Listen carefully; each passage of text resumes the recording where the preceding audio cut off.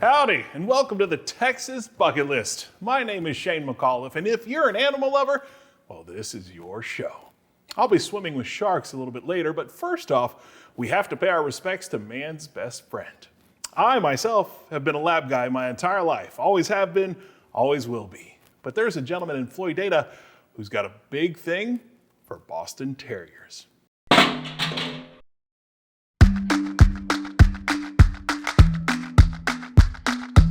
Dogs can change a life. Every moment you have with a furry friend leaves an indelible memory. The laughter and unconditional love a pup can provide proves they really are man's best friend. And for Bob Hambright, it's Boston Terriers that pull his heartstrings. People that have Boston Terriers, that's the only kind of dog there is. Bob lives in Floydada, and this small Texas town is where he's pretty much been his whole life. I never did move away. Only time I left here was when I was in the Army. In 1968, he married Frances, and they spent 44 years together. And she was a highlight of my life.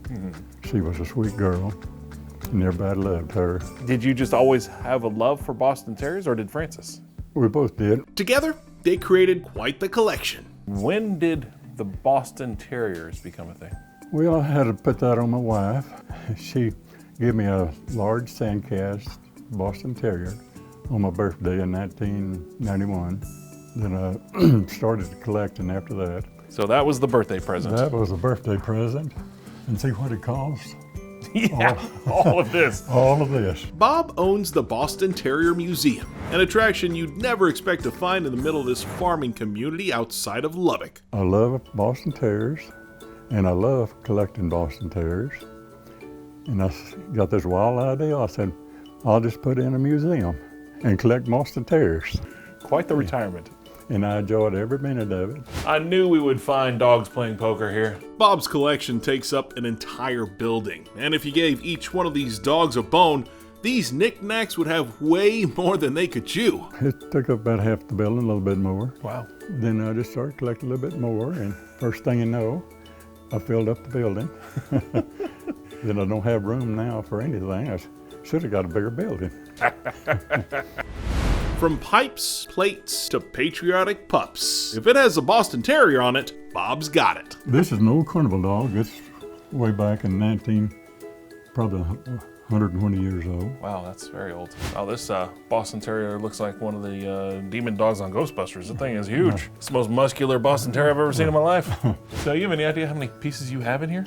Just a few thousand. A few thousand. Just rounded. I just ran it off, just a few thousand. Do you still collect? I still collect. Can you believe that? No. Yeah, I still collect a few. I bet you the internet was a bad thing for you. Well, it was probably a bad thing. We've been crazy about Bostons forever. I've never not had a Boston in my life. Alyssa Carter is Bob's daughter, and not only does she support her father's passion for pups, she feeds into it. It kind of became a quest for all of us to find something that he didn't have. So we kind of fed the frenzy as well. Yeah. It gave me a lot of stuff to do.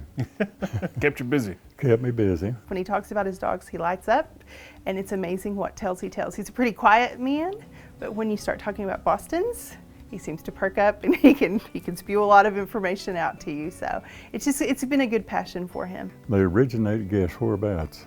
Boston? Boston, Massachusetts, you're right. Whew, that's that one. Makes you wonder, why isn't there a Texas dog? A Texas. They should have been a good Texas dog. Any idea how many Boston Terriers you've had through the years? I've had 5. 5? Yeah, I had 5. Which one was your favorite? Probably the smartest one I had was Spike, the last one. Really? He was smart. He was smarter than I was, that's for sure. I guess it's safe to say you're not the only person throughout history who's had an affection for Boston Terriers. I think you're right on that. It's been said that dogs are not our whole life, but they make our lives whole. For Bob, that saying has a whole lot of bark. I'm a dog man, so I understand your love. You know, I'm a lab guy, but what is it about dogs that just warm your soul, warm your heart? I don't know. They just get next to you and you just fall in love with them. They're just like one of the family. When you lose one, you shed a few tears. I shed a lot of them. So if you're up for a kooky collection of crazy things dedicated to the Boston Terrier, a trip to the Boston Terrier Museum in Floydada is a great stop. just be sure to bring your dog. And when they come here, they bring their dogs, which I love. So dogs are allowed at the Boston Terrier Museum. Right, they really are. Any dog is allowed here. If you love a Boston, it's a definitely bucket list place to come.